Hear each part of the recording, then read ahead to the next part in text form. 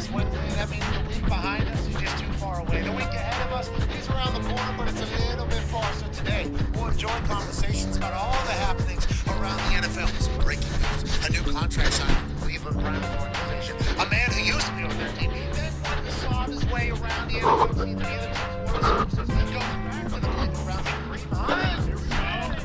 Talking back that was a free agent for Memphis in New Orleans. He came to Indianapolis. It's his career. Hard on the running back situation.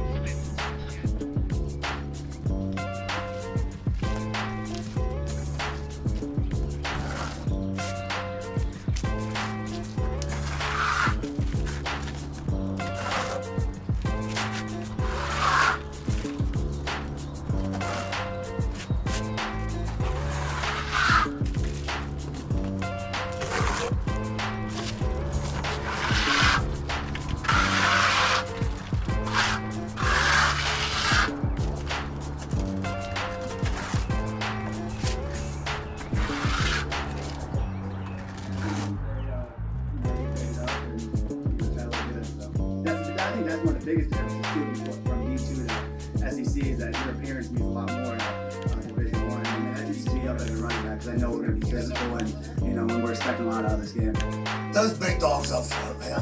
What a group. What an absolute group. You guys hang out off the field? Oh, yeah. They're my guys. How's life? You like live? After this college experience, Yeah. I'm always one of them guys that stay out, stay inside, never really go out till we win. I got to go out last I know, that's what I said. I don't want to offend anybody here. I'm just saying, when you look at it from a looking down view, is it like, holy shit, I should have been rushing for 1,000 yards a game at Truman State? Or what are the thoughts there, at least once you first got kind of ingratiated into the Division I SEC conference? Yeah, I think the one thing I will say about D2 football is that those guys love to get into football. Because, you don't have polarized if you don't have NIL. So, you're around a group of guys who just love to get into football and just know Do your dance. AJ, go ahead, bro. Cody, what's your guys' practices like? We heard Kirby Smart told us last week they have Bloody Tuesday. Waiting for me in a green jersey, so Tyron Hopper's down out there smacking me around. Smart, what is it? I see you.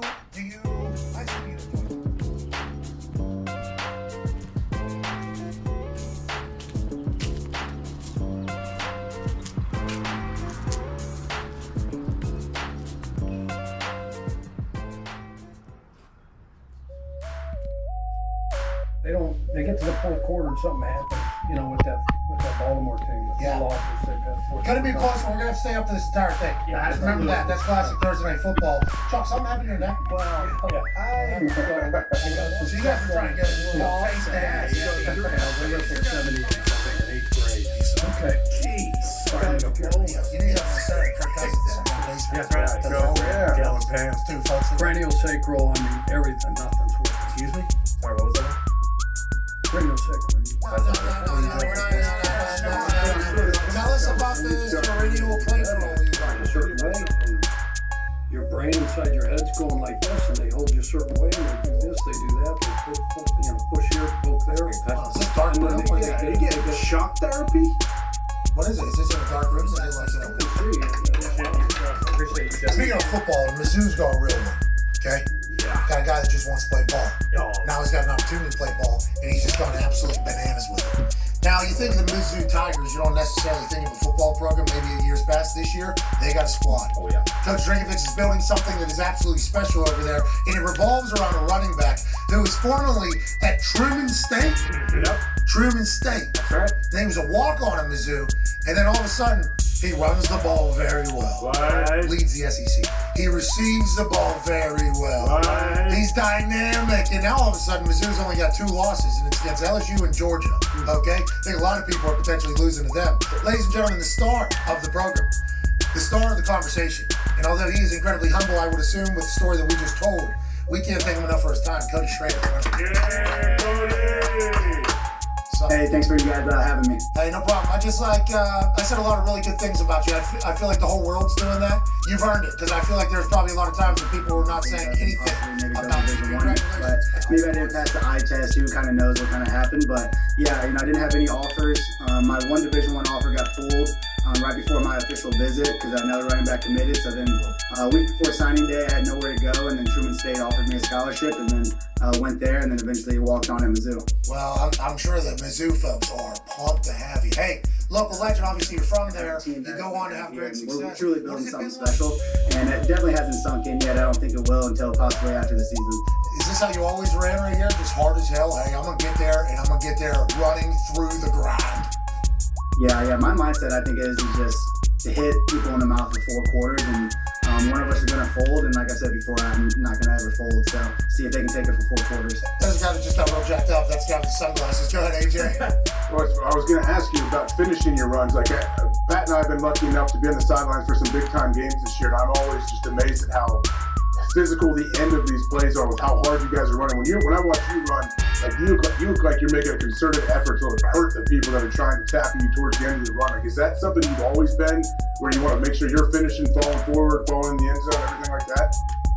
Yeah, it definitely always has been a way I've been running, but I got to go up with guys that look like you, AJ. So I have to find a way. I'm not a big guy, so I got to find a way to kind of set the tone of the game and let's see if they can take getting hit for 4 quarters. Who are some of the guys that you kind of watch film that kind of you feel like your game might resemble a little bit that have made it?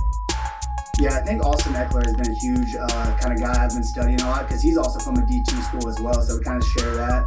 He does a lot of the things that I want to do, is catch the ball in the backfield, be a third down back, and just be on the field at all times. So just kind of really studying how he's able to do that is something I've been really focusing on this year. In the intro, by the way, you look very similar when you run, so he runs real hard. He can jump. Yeah, I assume you can. Yeah, pretty explosive. No. Vertical, I've never had that. I don't know why I can't jump, but so if I could do my pro day, I think I might have to skip out of the vertical leap. So. Yeah, smart. That sounds good. Hey, don't put anything on tape if you know it ain't going to be great. What other sports did you play in high school? I played baseball. I was a center fielder. Oh, pretty good player. We feel like a good one. Yeah, I think I broke the record for the most strikeouts in high school baseball in Missouri. So I wasn't great there. My senior year I had a little more success, but other than that, my first 3 years was no good. Hey, football's a hook. Yeah, football's a hook. I do wonder if some of these D1 schools were like, yeah, the guy's good at football, but this guy can't hit a ball. Guy can't hit a ball. That's not fair. I'll let you know that's not fair, but I do wonder if that happened.